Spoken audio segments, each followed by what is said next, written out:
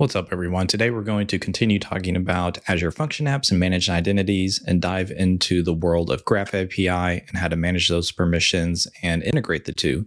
I've done another video on this last year. I'll include a link to it down below, but I wanted to do a new version of it, include some additional things in this series talking about Azure Function Apps. My name is Jeff. This is Jeff Brown Tech. Let's go ahead and get started. Just to recap a little bit, here we are in our function app. We've gone in and enabled our system assigned managed identity, and it's created a service principal or an enterprise application out in our intra ID tenant. What I really wish is from this page, if you could click a link and go directly to that enterprise application out in your tenant, but you can't. However, let's go ahead and copy this principal ID that I have here, and let's switch over to the Intra Admin Center and take a look at the enterprise application. Here in the Intra Admin Center on the home page, there's a handy search feature here, so I'll just paste in that object ID. And up comes our enterprise applications and our FuncApp demo WS2 that we've been working with. Let's go ahead and select it. Let me close the sidebar here. And this contains all the information and properties for our enterprise application, which is our managed identity. What I want to focus on is let's go under security and go into permissions. My goal for my next function that I'm going to write is I want to have a function that I can use to reset a user's password. In order to do this, I need to grant my managed identity here some Graph API permissions in order to reset passwords. Just like we used an Azure RBAC role to give our managed identity the storage blob contributor rights in the last video, which gave it permissions to read, write, and delete blobs inside of our storage account, we can grant the managed identity Graph API permissions to give it access to do other things inside of our tenant and interact with other resources. In this case, I want to be able to give it the access to reset users' passwords. Here under the permissions window is where you'd be able to view those permissions if they were currently granted. But you see right now we don't have any permissions granted to our managed identity, so we need to go through and do that. One of the annoying things is there's not a way to do it here inside the admin center. If you were to go look at application registrations, there's a nice interface to go do that. You can browse all the different services and permissions and assign it directly in there. For some reason, that's not available right now inside of enterprise applications, so we have to jump out to PowerShell to do that. But before we do that, we need to know what kind of permissions we need to grant. And to do that, let's jump out to some Graph API documentation. Here we are out in the permission overview for Graph API. I'll include a link to this down in the video description. And I just did a search for password and started looking through all the different options and seeing which one I wanted to apply. Whenever I'm looking for permissions like this to assign, I try to find the least privileged one in order to not give it too much access. I could easily do something like give it access to the entire directory, give it read-write access, but I want to be very granular and specific in what I'm granting it here. I came across this one called User Password Profile Read Write All. And if we take a look at the description, it says allows the app to read password profiles and reset passwords for all users without a signed-in user. The signed-in user part of that is we have two different categories of permissions. We have application and delegated. Application is for applications or scripts or anything autonomous that you might be running where you don't have a signed-in user. And delegated is for a signed-in user. So maybe you've created an application that a user has to sign into, and then you're granting them permissions to go take whatever actions. In this case, this is an Azure function. We're focused on the application side of it. This permission here is exactly what I need to. I'm being very granular and I want to allow it to reset passwords. Now that I have a good idea of what my permissions are going to be, I need to find Graph API documentation on how to call the REST API endpoint in order to reset a password. Here in this Microsoft Graph documentation, we are looking at the user object, and we have an option here to update user.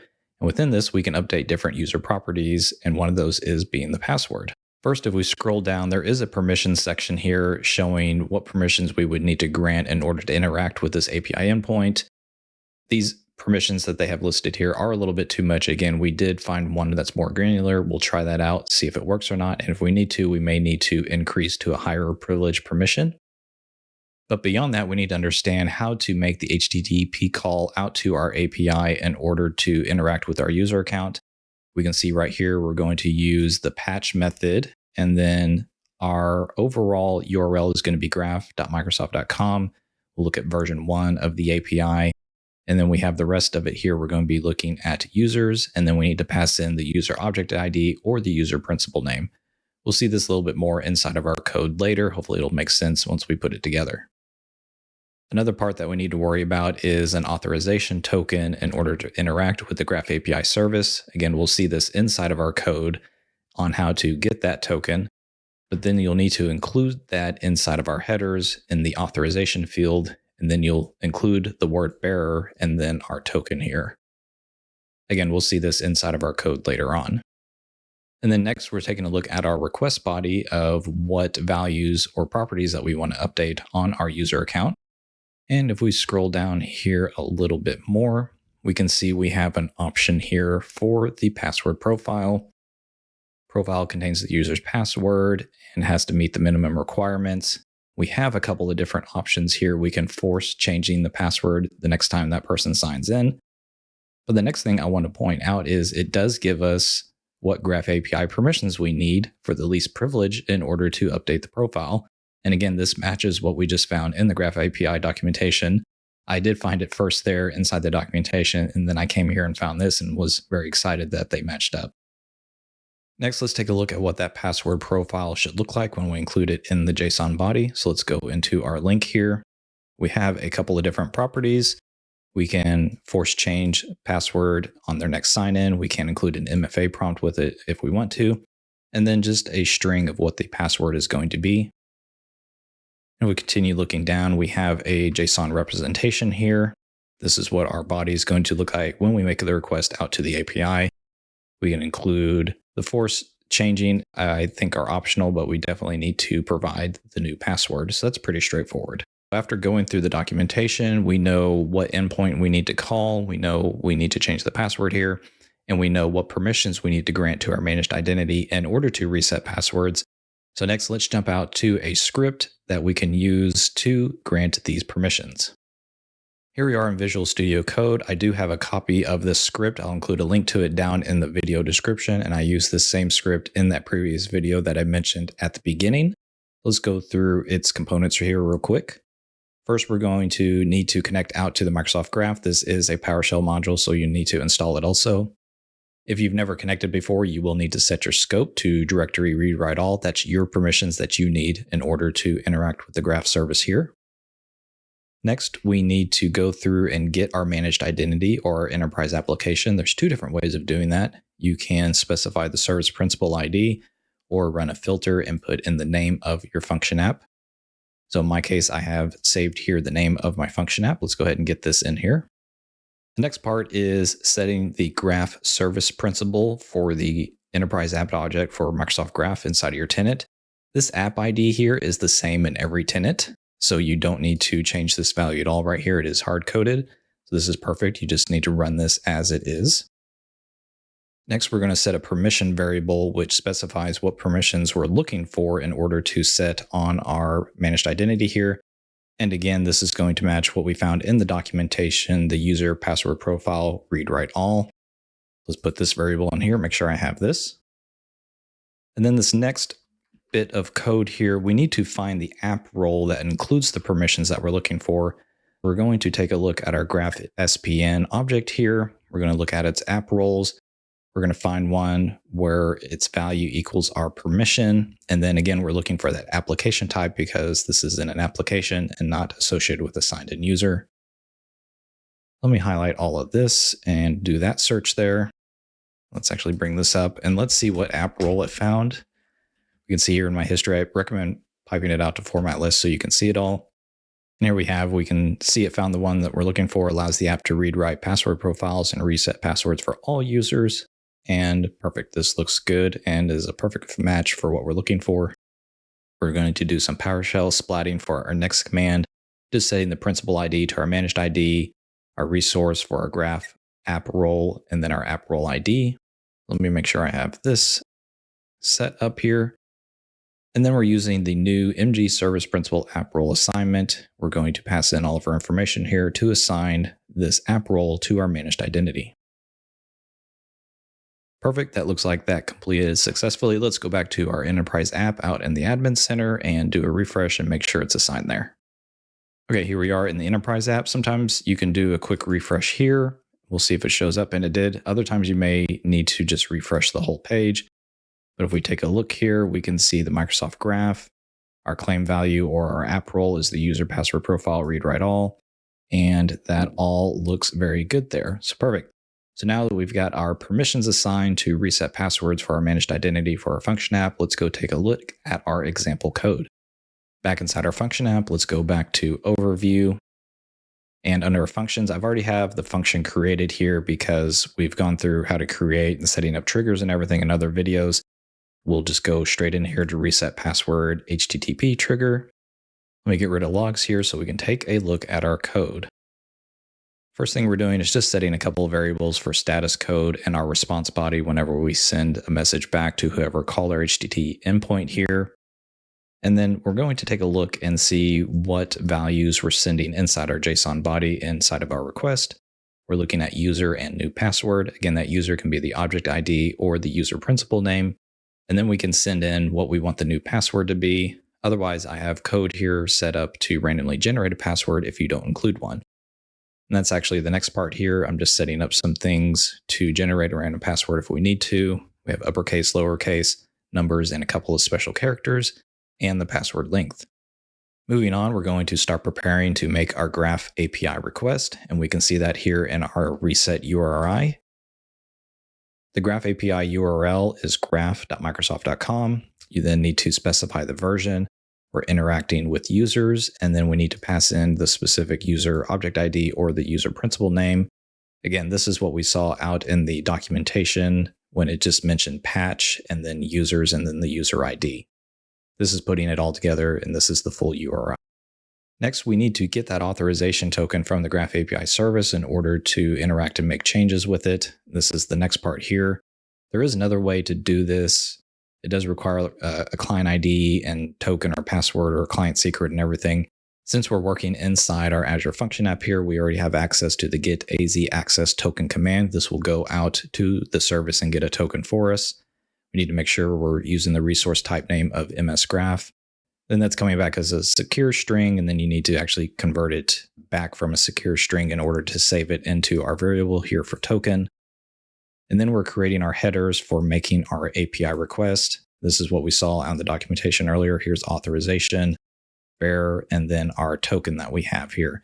These tokens are good for 60 minutes or 1 hour, but these functions are short run, and every time you run it, it'll just go out and get a new token. Next part of our code here is generating a random password if it was not included in the JSON body, so we're just doing that here. Next, we're creating the JSON body to make the request out to the Graph API, and this is the information for our password profile. So we have that property here. We are going to force changing the password the next time the person signs in, and then the value of new password. And then we're converting it to JSON. Whenever you're converting a hash table or an object into JSON, make sure you include enough depth here.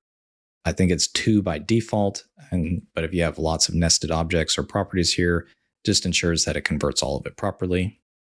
Now, inside some of the other videos that I've done, I didn't include a lot of error handling, so I thought I would do it here. We are going to have a try-catch block, and we're going to invoke REST method. Our method is going to be patch because we're updating an existing user. We have our reset URI for the Graph API. We have our headers with our authorization token, and then our reset body with our password profile information. Always like to include error action stop just to make sure it is a terminating error. If this runs successfully, then we set our body to successfully reset the password. That's going to be included in our HTTP response. But if an issue happens, I'm setting body to the latest error message here and setting our status code to bad request. And then we use both of those values here when we push back our output binding to our HTTP response of the status code and the body. All right, so everything looks good here. There's lots of work to set up to reset a password, but just making sure we've got everything good to go. Let's pull our logs back up here. Let's go into test and run. Then we can see here in the body for our request, I have the user property and a value here. Let's actually go jump out to Mark's account here to see last time the password was reset, just so we can see it updated as we go through and reset it.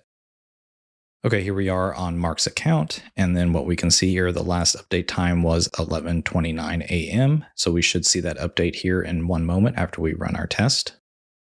Back on our test run, let's go ahead and run this and see what happens. Okay, that looked like that completed it successfully, but I didn't get any output in my log. So I want to run it again just to run through and show, the interaction between the script and what we see in our log output. Okay, there we go. So that time we got a couple of things coming through. Let's go back up here. We can see the output. We're processing a reset for this user. We got the authorization token. Since we didn't include a password, it's going to generate a random one. It attempts the reset and it was successful and shows us what password it set it to. So let's jump back over to Mark's account and verify that that password property has updated. All right, here we are back on Mark's account. We can see 11:29 a.m. And if we go through and refresh, it might take a couple of seconds. We might need to do a full F5 refresh here. And if we go back to properties, we can now see 12:47. So it did actually go through and reset his password. So perfect. So now we have a managed identity with our function app. We granted it permissions out to Graph API to reset passwords. And then we have the code in our function to go out and interact with the Graph API in order to do so. As we talked about earlier, the enterprise application screen does not have a lot of interactivity built in to assign or remove Graph API permissions. But I wanted to jump back over and show you how you can remove it because they actually provide you a script to do so. Back on this permissions tab for our enterprise application, you can go into review permissions. And it gives you a little wizard here of why do you want to review these permissions. If you select the second or third one, we'll do this one here saying it's malicious and compromised. And if you scroll down, they give you the option here to revoke all permissions granted to the applications. Now, as it says, it does revoke all of them. If you wanted to revoke just specific ones, you would need to go down here to the SP application permissions and just set that to or pull out whichever one you want to remove. You might need to make some changes and do some filtering on this for each object here. But for right now, I just wanted to show you that this does exist. And if you want to use it, you can in order to remove permissions. I'm just going to copy these parts right here. Let's jump back out to our PowerShell window. I'm going to take this and clear the screen. Let's get some more room here. I'll just paste all of this in. Okay, that all completed, no errors or anything. Let's jump back out to our enterprise application window. We'll close out the review permissions. Let's just do a little refresh here. And you can see our permissions have now been removed. We no longer see the password profile permissions that we granted to the Graph API on our managed identity here. So again, that's just one way. If you need to remove them, there is a little bit of a script there to go do that. And then ideally, if we go back to our function app, if we were to go back and test and run here, it should fail because it no longer has access or permissions to reset profiles. Now, this doesn't always do it right away. Yeah, we still got a 200 OK. Okay, I had to pause the video for just a little bit because I kept getting successful, still resetting the password, but I think it's just replication or some caching still going on. But I finally got a bad request here showing me that the function app trying to reset the password was 403 forbidden. I just wanted to show this to indicate that we removed the permissions and I am getting failures now before we move on to the next step. Because like I said, we did Azure RBAC permissions before granting, our function app access to storage accounts. We also just did it with Graph API, but there might be other Azure admin roles that you can use if you don't want to mess directly with granting permissions within Graph API. Let's jump over to the Intra Admin Center again and take a look to see what that looks like. Here under the Intra Admin Center, under roles and admins, we have the option to go take a look at some other administrator roles, and you can actually still add your Azure Function App Managed Identities to these also. For example, if we go into here and search for a password, let's collapse our side window here, and we have a couple of different roles that include permissions to reset passwords. We have the Help Desk Administrator, Password Administrator, and User Administrator. And again, I always like to do least privilege here, and I'm going to focus on the Password Administrator, meaning it can reset passwords for non-administrators and other password administrators. One thing to distinguish this from the Graph API permissions we granted could reset passwords for everyone, including administrators. This is limiting it to non-administrators. Just one thing I want to point out there. So if you're fine with that, that's cool. Otherwise, you would need to go back to Graph API.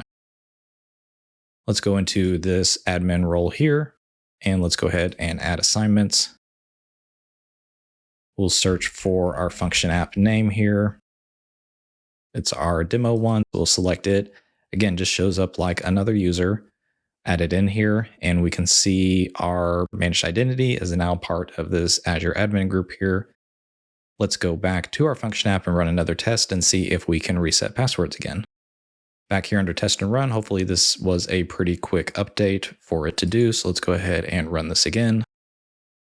And we got back a 200 OK and showed that it successfully reset the password.